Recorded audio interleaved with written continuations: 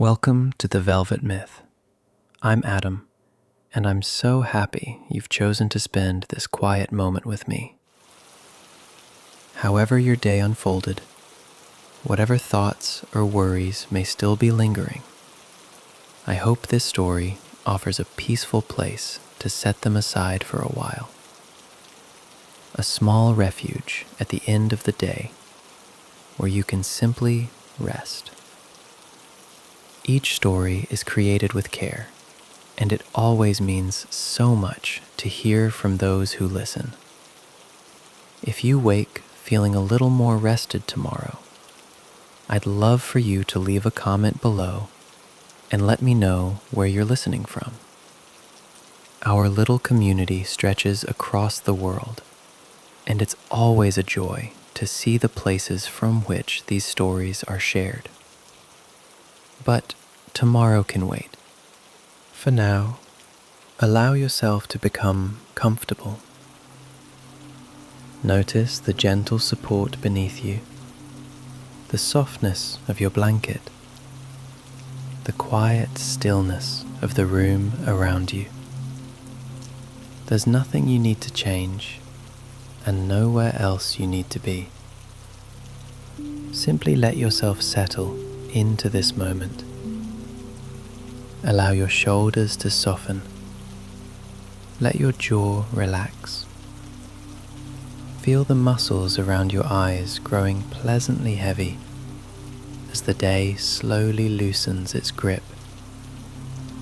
With every unhurried breath, imagine the busyness of the day drifting farther away, like distant lanterns disappearing into the evening mist.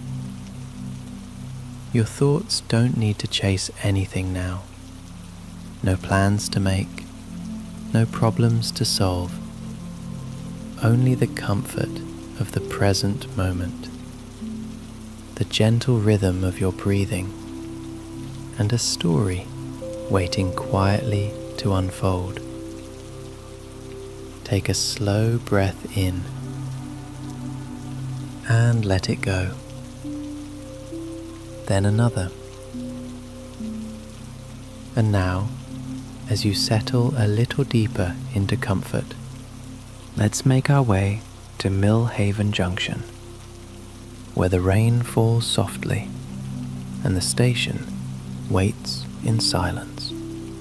The rain had been falling for some time before Eddy Hale finally stepped beneath the awning at Millhaven Junction, and for a moment he simply stood there, letting the shift from wet to dry register somewhere in his chest before he did anything else. The platform was narrow and flat, and lit in a way that suggested amber without committing fully to it, the kind of light that had probably been installed decades ago and simply never replaced because it was doing the job, more or less, and nothing had broken yet. Eddy looked out along the platform edge. The rain came down at a slight angle, catching the light in small diagonals before disappearing into the dark. The ground beyond the awning was a continuous wet mirror, reflecting nothing in particular, just the soft orange smear of the overhead fixtures and the occasional pale blur of sky. Eddy shrugged his shoulders once, twice, easing the damp from the wool of his navy overcoat. He shook each sleeve carefully, the way a person does when they are not in a hurry and have grown particular about small courtesies. A few drops scattered onto the platform edge. He watched them go. His reading glasses had fogged slightly from the change in air. Eddy drew them from his forehead, where he had a long habit of resting them when not in use. So long a habit that the frames had shaped themselves faintly to that curve, and extracted a folded handkerchief from his coat pocket. He cleaned each lens slowly, and with some attention. It was not a complicated task, but there was something in the ritual of it that seemed to suit the moment, the deliberate drawing down of pace, the permission to arrive slowly. He settled the glasses back in place. The waiting room was just behind him, a small, square room with a door propped open, and through it he could hear the faint hiss of a radiator, working away at its own business, a small and steady sound, like something breathing. Eddy turned and went in just far enough to confirm what the hiss suggested. Warmth, mild and even, the kind of warmth that doesn't announce itself, but makes itself known over time. He turned back to the platform. He preferred to be outside, or mostly outside, where the rain was audible. There were 3 wooden benches along the platform wall.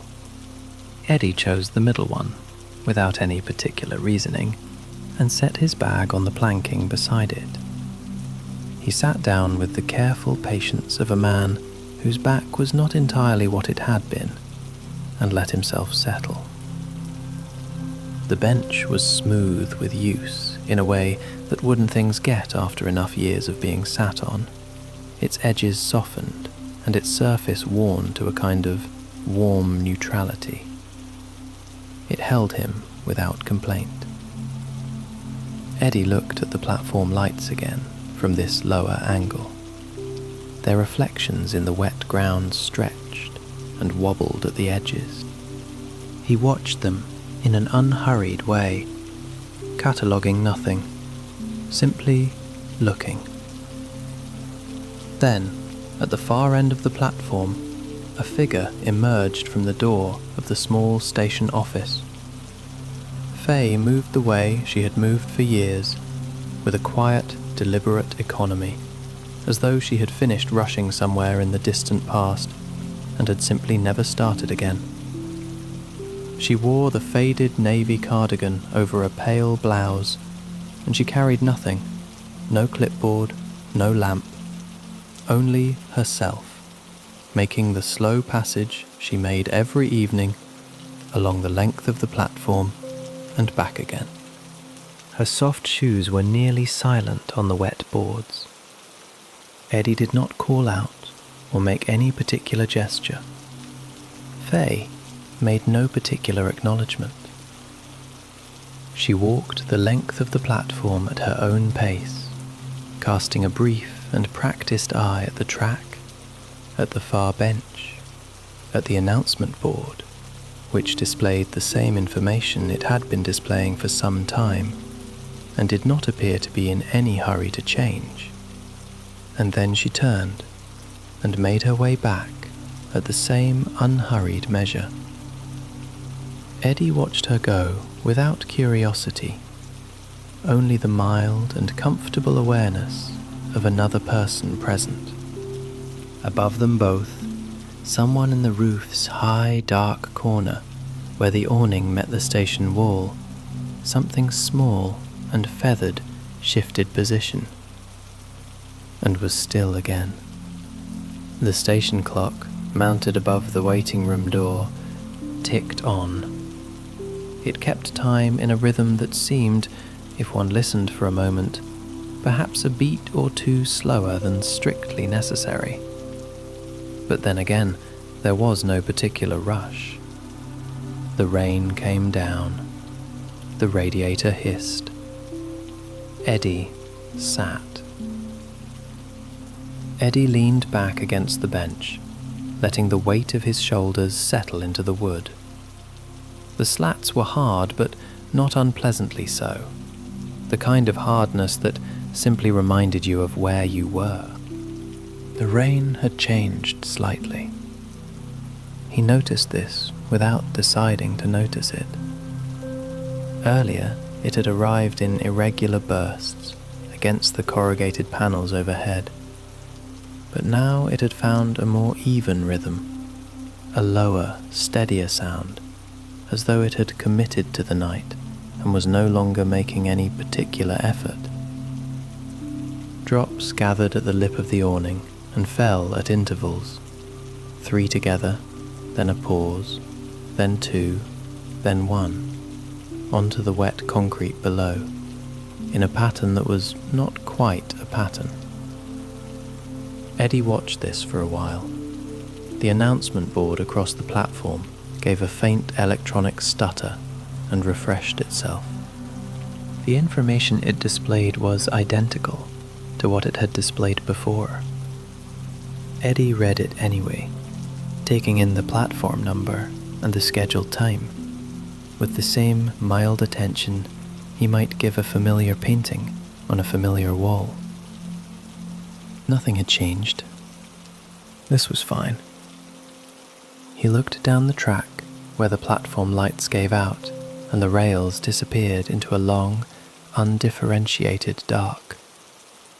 From somewhere well beyond the station, from some indeterminate distance that made it difficult to locate, there came a low rumble, felt as much as heard, a sound that suggested something large moving somewhere. It grew for a moment, and then softened, and then was gone, absorbed back into the sound of rain, leaving the station no different than it had been. The air carried the smell of the place now that Eddy had stopped moving through it. Old timber, faintly sweet with age, damp wool and damp concrete, and underneath both the dry, metallic warmth drifting from the radiator on the far wall, which had been hissing steadily since his arrival and showed no sign of stopping. Above him, the pigeon on the rafter shifted its weight from one foot to the other and tucked its head briefly toward its breast before straightening again. Eddy adjusted his scarf, smoothing it across his collarbone, and folded his hands in his lap. He was not thinking about anything in particular. This was, he found, quite pleasant. Faye had come to rest near the notice board at the far end of the platform. She reached out and straightened a small rack of timetable leaflets that stood beside the board. Leaflets that no one had taken and no one had disturbed, arranged in a neat fan that required only the mildest correction. She made the adjustments without hurry, considered the result for a moment, and appeared satisfied. The clock ticked. The rain came down. The station settled around Eddy like a coat set across sleeping shoulders, quietly, without waking him. Faye reappeared from the far end of the platform, carrying a plain white mug in both hands, moving with the careful, unhurried gait of someone navigating familiar ground in low light. There was no saucer. There was no offer of biscuits. She simply crossed the platform at her customary pace and set the mug down on the bench beside Eddy with a small, definite sound, ceramic meeting wood, and straightened up again. Eddy looked up from where his gaze had been resting somewhere in the middle distance between the platform's edge and nothing in particular.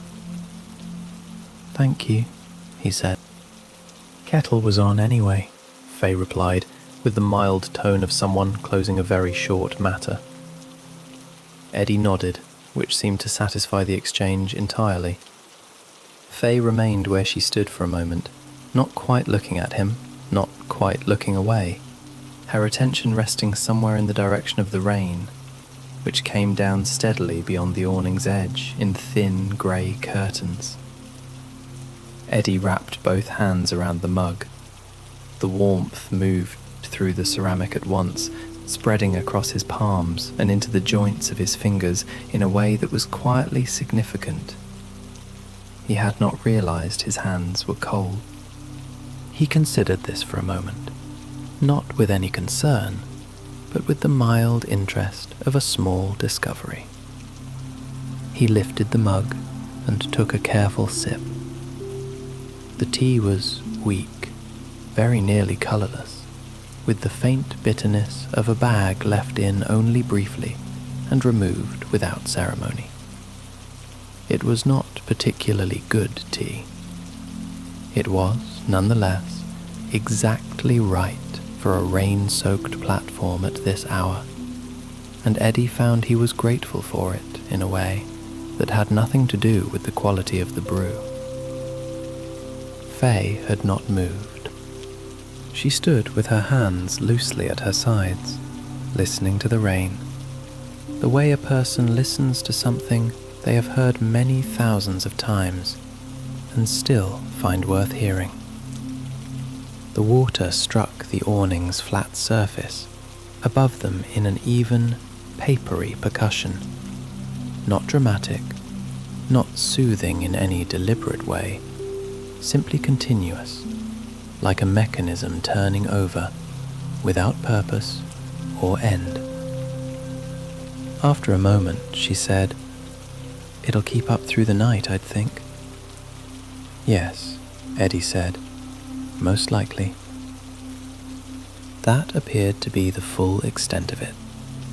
Faye moved off again, with the same unhurried step, continuing down the platform toward the small stack of crates near the far wall that she had been regarding on and off since Eddy had arrived. Whether she intended to do anything about the crates remained as yet unclear. She did not seem pressed to resolve the question. Eddy took another sip of the weak tea. The mug warmed his hands. The rain continued its long, even work against the roof. The bench held him in its plain wooden way, and Eddy settled a little further into the stillness, as though the weight of the waiting had become, gradually, indistinguishable from rest. Faye made her way toward the side door near the waiting room entrance, moving through the amber light with her customary lack of urgency. She tried the latch once, found it secure, and tried it again anyway. Not from doubt, Eddy thought, but simply because that was what one did with latches. Then she crouched, slowly, and began brushing a few wet leaves away from the threshold with the side of her shoe. Long, slow strokes. The leaves had blown in from somewhere during the earlier part of the evening and had settled flat against the concrete, dark and damp and entirely harmless. Faye brushed them aside with the same quiet attention she gave everything else here, as though the leaves deserved it. Eddy watched without particularly meaning to. His thoughts had thinned out considerably since he'd sat down, and watching Faye's small rounds required very little of him. It asked only that his eyes move occasionally, which they did, at their own pace. The announcement board across the platform flickered. Eddy looked up. The display rearranged itself into a brief confusion of half-lit segments, then settled back to the same notice it had shown since his arrival, a departure time that had already passed for a service that was no longer relevant to anyone present. The board held this information with total confidence. Eddy found he had no objection to it. From the far end of the platform, the radiator hissed, a long, soft exhalation, and then knocked twice before going quiet. The silence it left was slightly fuller than the silence before it. Above, in the rafters, the pigeon shifted.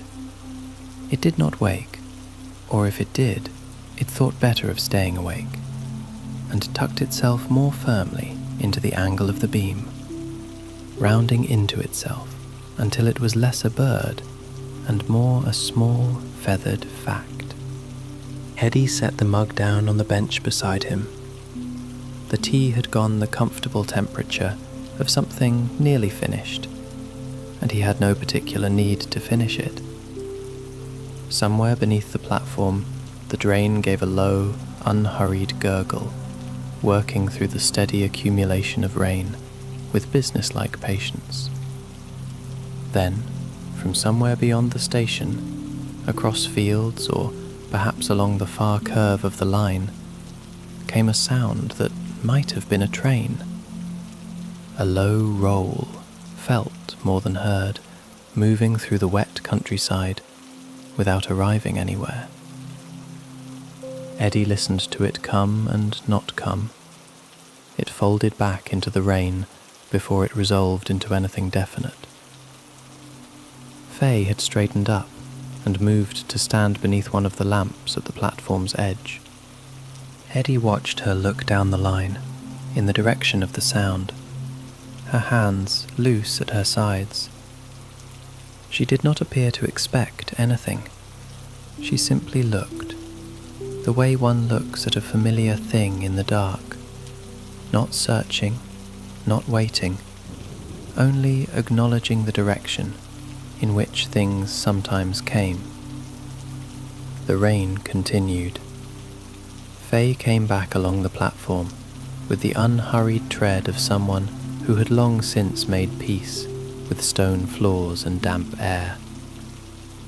She stopped near the bench and picked up a small folded square of paper, an empty sugar packet, Eddy noticed, which had been sitting at the far end of the seat all evening, apparently waiting to be collected.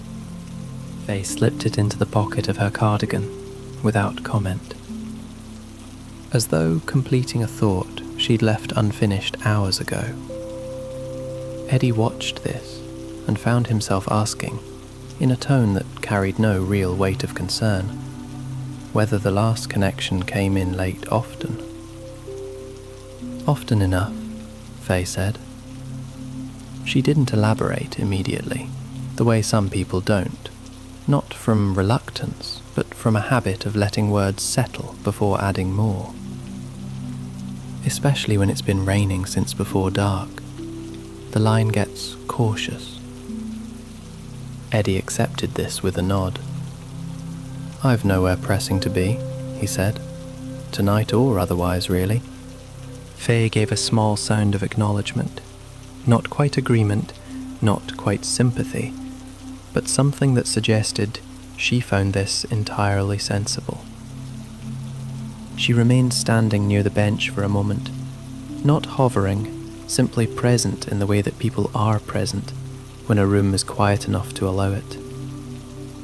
"It gets quieter after 10, she said, which was less an observation than a gentle fact she was placing somewhere between them, like setting down something breakable with care. Eddy looked toward the far end of the platform, where the amber light made a soft pool on the wet concrete, and beyond which the darkness was complete. "Quieter than this," he said mildly, not quite asking. "Considerably," said Faye. They both looked at the clock then, without discussing the intention to do so. It read 9:47, or something very close to it, the minute hand sitting at a position that seemed like it had been there some time already, and intended to remain a while longer. Eddy watched it for a moment. The hand did not move while he watched, and then it moved just slightly, and then it seemed to stop again in its new position, with the same settled stubbornness. Eddy let out a short, quiet breath through his nose. It was not quite a laugh, but it held a faint shape of amusement, the kind that doesn't need an audience. Faye noticed.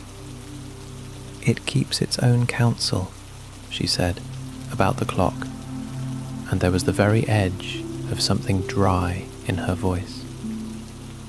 Eddy found that this satisfied him completely as an explanation. Faye gave a small sound of acknowledgement, not quite agreement, not quite sympathy, but something that suggested she found this entirely sensible. She remained standing near the bench for a moment, not hovering, simply present in the way that people are present when a room is quiet enough to allow it. "It gets quieter after 10, she said, which was less an observation than a gentle fact. Faye collected the empty mug from where it had sat cooling on the bench beside him. She held it loosely in both hands, unhurried about what came next. "I'll leave the light as it is for now," she said, glancing up toward the lamp above them, as though making a small official decision. "No need to change anything just yet." Eddy settled his shoulders a little deeper into his coat and said nothing, which seemed exactly the right reply. Eddy loosened his scarf a little, letting it fall open at the collar, and shifted slightly on the bench until the wood accommodated him in its familiar way. He had passed through the stage of sitting and arrived at something closer to inhabiting. The bench, the amber light above him, the smell of damp wool and old timber. None of it required anything from him now. The rain had changed. He noticed this without quite deciding to.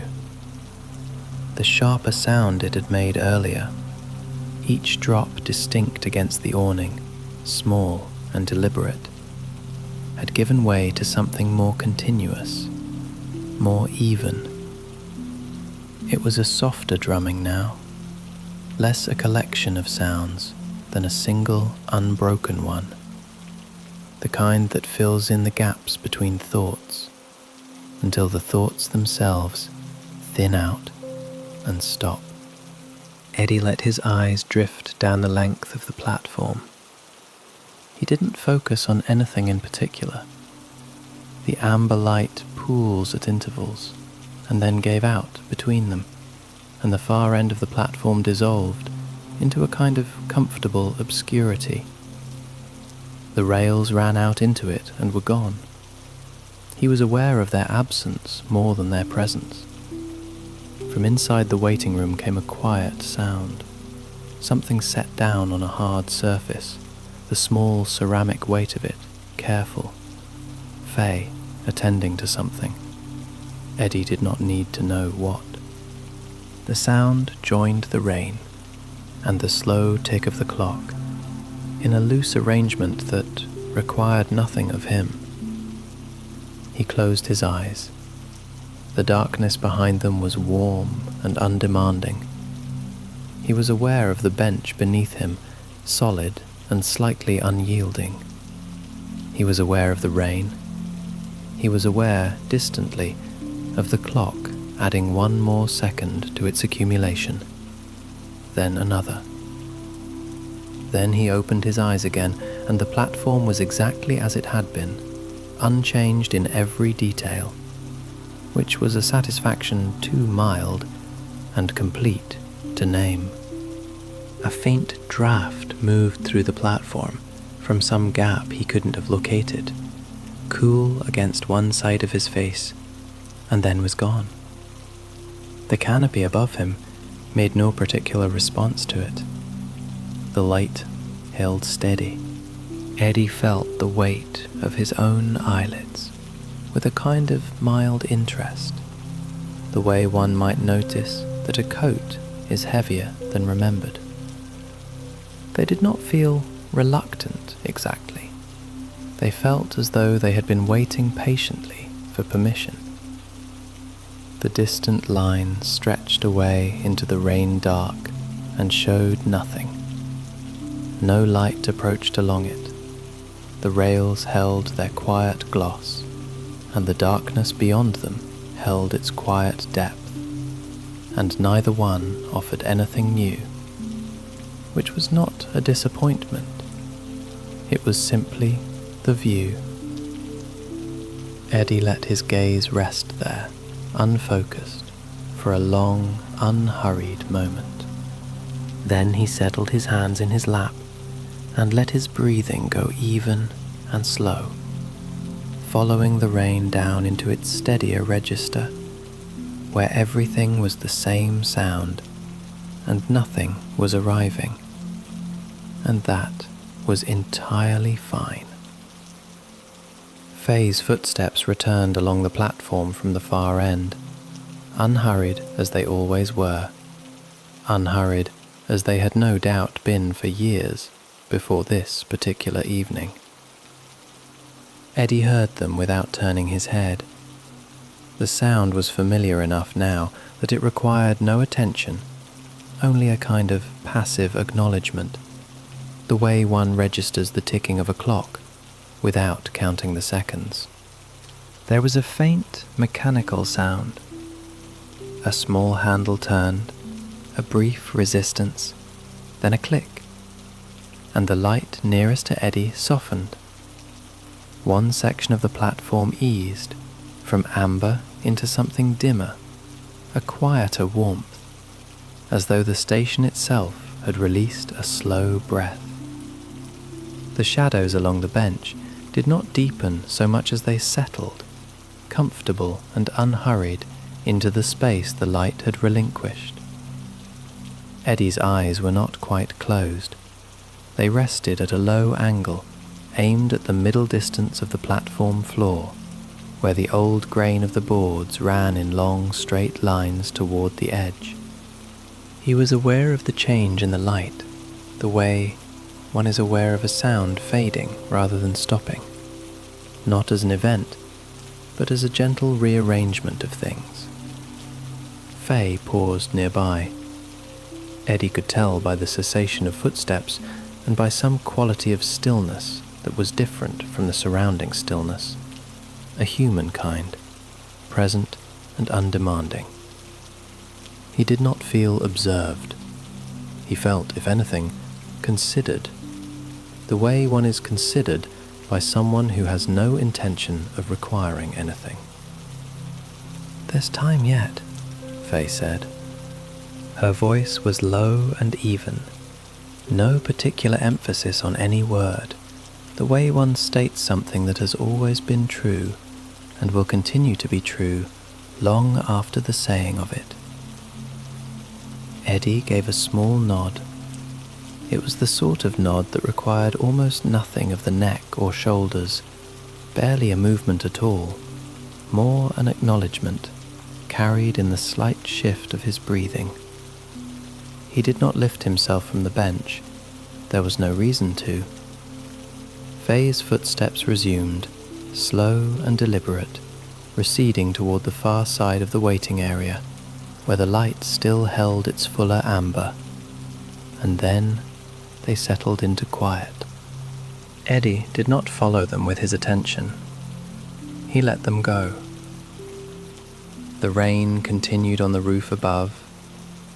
It was a sound without beginning or ending at this point, simply present, as the dark was present, as the bench beneath him was present, solid and indifferent and entirely sufficient. The announcement board at the platform's edge held its usual dim display and offered nothing. The track beyond the platform's edge held its quiet gloss. No train moved along it. Eddy's eyes came to rest fully now, without decision, the way things come to rest when they have simply run out of the small effort required to remain otherwise. The station held him there. The rain held its note. Millhaven Junction stayed exactly as it was, unchanged and undemanding, and nothing arrived, and nothing needed to.